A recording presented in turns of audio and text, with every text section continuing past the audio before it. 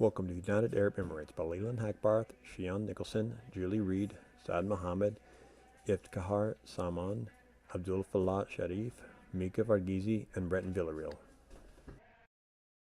The United Arab Emirates, often referred to as the UAE, is one of the Middle East's most vital economic hubs. The UAE is a federation of 7 states, or emirates, that are united and yet maintain a large part of their independence since the UAE's inception in 1971, with the final member joining in 1972. The UAE is ruled by a Supreme Council of Rulers with an emir from each state who collectively appoint the Prime Minister and his cabinet. The UAE's capital is Abu Dhabi, and the emir from there is also the president of the UAE, Sheikh Khalifa bin Zayed Al Nahyan. Oil was discovered in the region in the 1950s, and after starting to export in the early 60s, the UAE's society and economy have greatly improved, boasting of many multinational enterprises and its status as a trade and transport center. In recent years, the UAE, driven by Dubai and Abu Dhabi, has been moving away from the energy-based economy and has been deriving most of its revenue from non-oil sources. The UAE is Australia's largest trading partner in the Middle East. The UAE is a member of the Gulf Cooperation Council, or GCC, and has the highest GDP of the group, which also consists of Bahrain, Saudi Arabia, Oman, Qatar, Kuwait, and Yemen. The national culture of United Arab Emirates. The national culture of the United Arab Emirates is that they are developmentally advanced and very wealthy. Anyone visiting the country for the first time or living there will see this firsthand. They also have a very warm, inviting, and friendly atmosphere. The dress code, although is not especially strict, they do have laws prohibiting people from dressing immodestly. They ask that you are very respectful and keep anything from your shoulders to your knees covered. It's also important to note of their surface culture that alcohol is frowned upon and is only available in hotels, nightclubs, and some restaurants. It's also disrespectful to drink in front of a person who is celebrating Ramadan. Another custom to be aware of is that it is not appropriate to offer a handshake to a person of the opposite sex when meeting them for the first time. Some of the hidden culture for United Arab Emirates is that their values stem from their deeply rooted religious culture, and that they hold modesty, respect, courtesy, and hospitality as their highest virtues. Because their core foundations stem from their Islamic religion, you can see that throughout their culture, from everything that they eat and drink and how they treat people. They are a very helpful nation and rooted to their traditions. They have a very, although they are very diverse, they also only associate with their own cultures. They marry within their own cultures and don't deviate too much from that. They have a strong healthcare plan, which the government is funded from the birth of a person to the death of the person.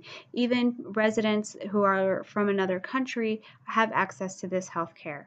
It's also very strict guidelines for people who have diseases, and usually if you have one of these diseases listed, you would not be allowed in the country. They also have one of the best educations offered in the country, and 70% of all graduates from universities are women, which is one of the highest in the world. Some interesting parts of the United Arab Emirates include the tallest building of the world called Burj Al Khalifa, and other tourism destinations such as the Atlantis, Dubai Mall, Marina Mall, and other places that are so attractive and receive many tourists from different parts of the world. United Arab Emirates has won the right to host the World Expo in Dubai in 2020. This will be the first time that the World Expo is staged in the Middle East, North Africa, or South Asia. The business climate of the United Arab Emirates.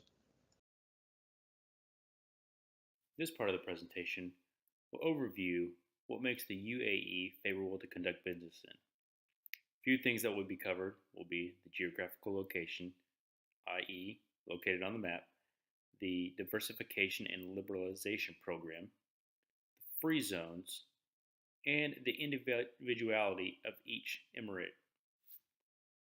United Arab Emirates is one of the world's fastest growing economies that embrace investors of all kinds to conduct a business in its country. UAE maintains a position as a trade investment hub for a large geographic region that includes not only the Middle East and North Africa, but Central Asia, South Asia, and Sub-Saharan Africa.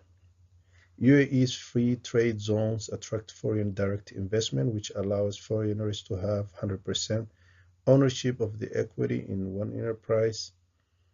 In an enterprise, have 100% import and export tax exemption, have 100% exemption from commercial levies, and repatriate 100% of capital and profits. The chief attraction of the free zones is the waiver of the UAE's government's requirement for majority local ownership.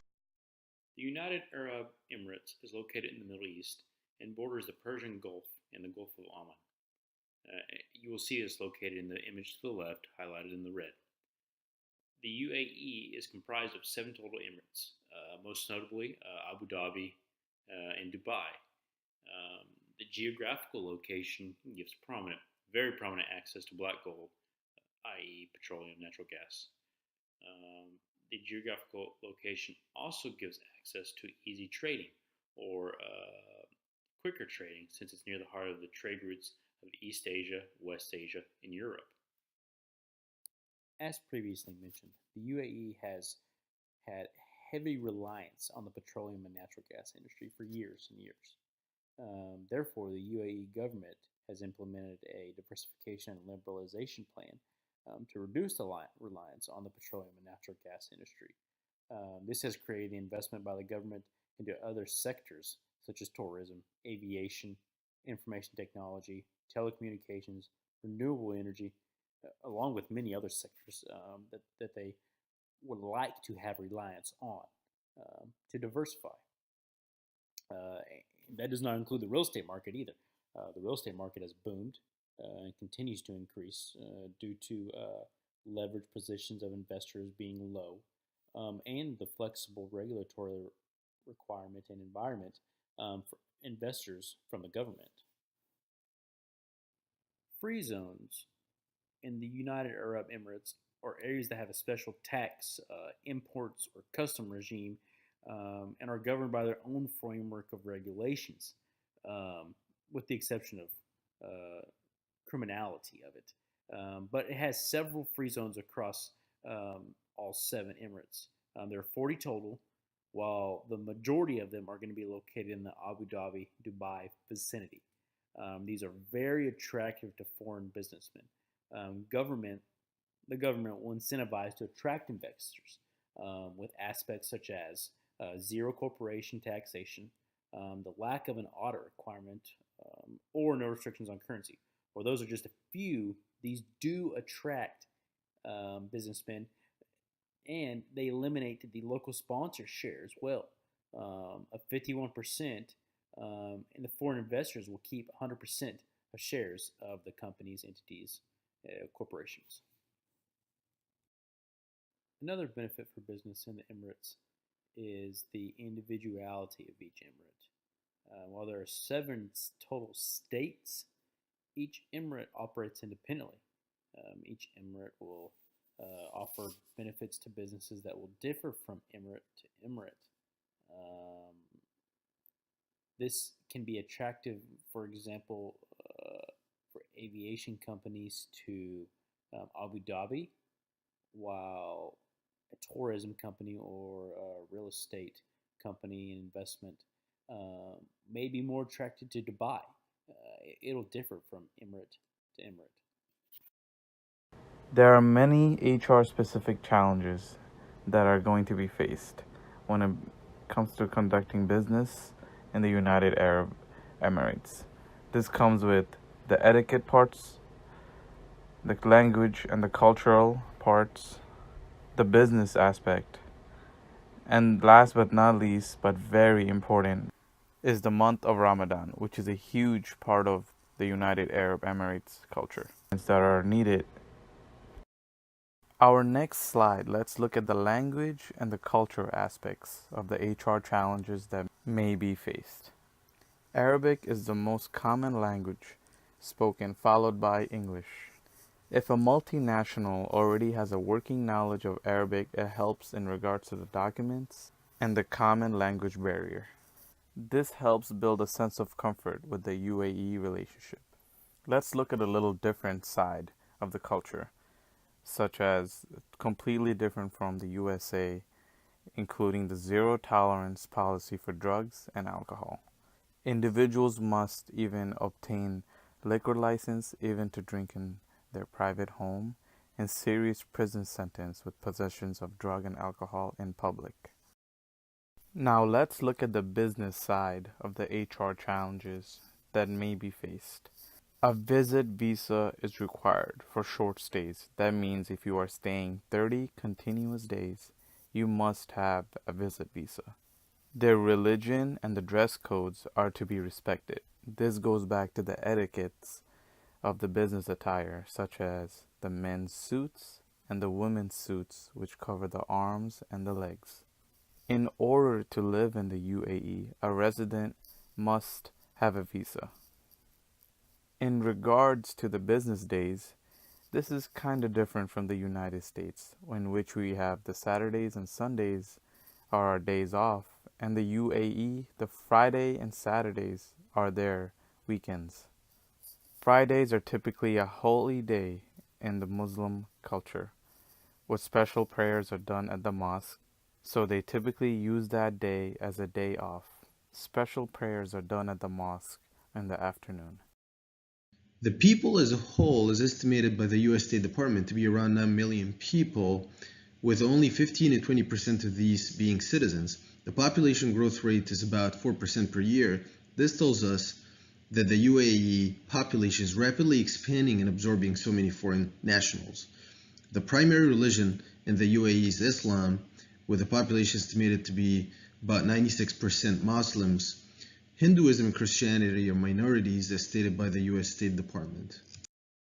Last but not least, let's look at the month of Ramadan and how it affects the HR challenges that may arise when conducting business in the UAE. Ramadan is a holy month that is practiced by the Muslims, where they fast from sunrise to sunset.